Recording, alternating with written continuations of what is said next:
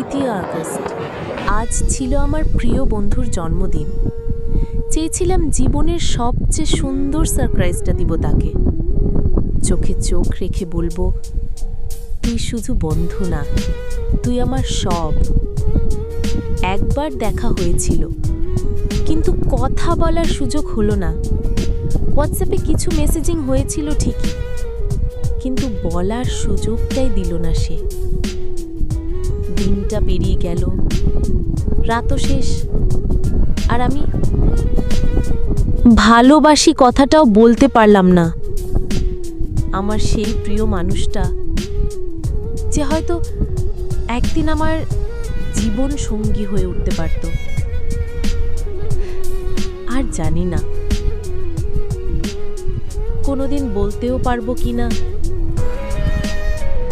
নাকি এই অনুভবটাই হারিয়ে গেল